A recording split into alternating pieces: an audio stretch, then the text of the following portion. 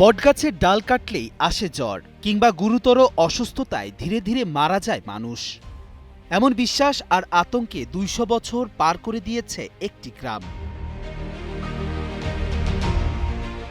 চা বাগানের ভেতর মাথা উঁচু করে দাঁড়িয়ে আছে ২০০ বছরের এক বিশাল বটবৃক্ষ। স্থানীয়দের কারো কারো মতে এই গাছটির বয়স ২০০-র চেয়েও বেশি। কিন্তু এই গাছটি তার বিশালতার জন্য নয়, বরং একে ঘিরে থাকা রহস্যময় সব অলৌকিক ঘটনার জন্য পরিচিত। আমার দাদারে আমার দিদির জিজ্ঞাসা করছিলাম যে এইখানের যে দাদা বট গাছটা এটার বয়স অনুমানিক কত হইতে পারে। তখন আমার দাদা বলল যে আমি ব্রিটিশ পাইলটের পরে এইখান থেকে যাওয়ার সময় এই যে জ্বরটা জানি এতটুকু দেখিয়ে গেছিল। ব্রিটিশের পরেও আসে দেখে এই জ্বর এতটুকুই রয়েছে, এতটুকু একটু বলমান বলছে আর কি। তো এইখানে গাছের যে প্রকৃতিভাবে কেউ যে রূপ ধারণ করছে গাছটার এর বয়স অনুমানিক ছাড়া মানে সঠিকভাবে কেউ এখনো বলতে পারে নাই। বাগানের লোক যারা যে বাগান তৈরি করছিল যে সময় প্রথম এরা ব্রিটিশে যে সময় আনছিল চা বাগান তৈরি করার জন্য, এখানে তো অরণ্য জঙ্গল ছিল। এইভাবেই গাছটা তারাও পাইছে যে গাছটা তারা কত বছর আগে যে তারা যে ব্রিটিশের সময় আইছিল এই সময় এই যেভাবে দেখছে গাছটা এইভাবেই গাছটা এখনো আছে। সিলেটের জাফলং প্রকৃতির কন্যা হিসেবে পরিচিত এই জনপদের একটি সমতল চা বাগানে অবস্থিত বিশাল এই বটগাছটি। স্থানীয়দের মতে এই গাছকে ঘিরে রয়েছে গভীর আতঙ্ক ও ভক্তি। প্রচলিত আছে এই গাছের একটি ছোট ডাল কাটলে আসে প্রচণ্ড জ্বর কিংবা মানুষ গুরুতর অসুস্থ হয়ে পড়েন। গ্রামবাসীর মুখে মুখে শোনা যায়, সাহস করে গাছের ডাল কাটতে গিয়ে কয়েকদিনের মাথায় মারা গিয়েছিলেন একজন। তারপর থেকে কেউ আর এই গাছের গায়ে কুঠার চালানোর সাহস করেননি। জীবনের সব আয়োজন এখানে একসাথে।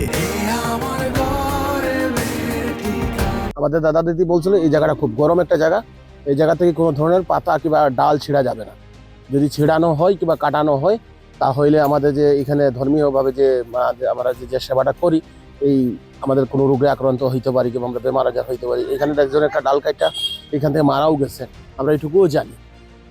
শুধু ভয় নয়, এই গাছকে ঘিরে রয়েছে মানুষের অগাধ বিশ্বাসও। অনেকে মনে করেন এখানে ভক্তি ভরে কিছু চাইলে কিংবা মানত করলে তা পূরণ হয়। এই মনোবাসনা পূর্ণ করতে দূর দূরান্ত থেকে মানুষ এখানে ছুটে আসেন।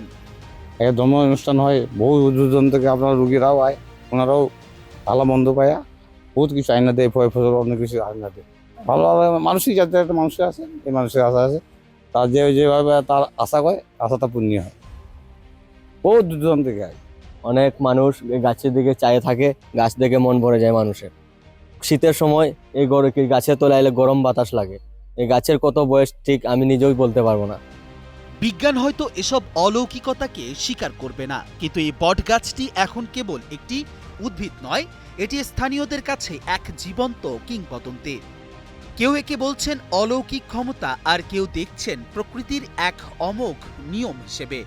তবে কারণ যাই হোক, এই বিশাল বটগাছটি কালের সাক্ষী হয়ে দাঁড়িয়ে আছে। অদূর ভবিষ্যতেও এভাবেই দাঁড়িয়ে থাকবে, এমনটাই প্রত্যাশা এখানকার স্থানীয় মানুষের। সিলেট থেকে কবির আহমেদের পাঠানো তথ্যচিত্রে ডেস্ক রিপোর্ট, কালের কণ্ঠ।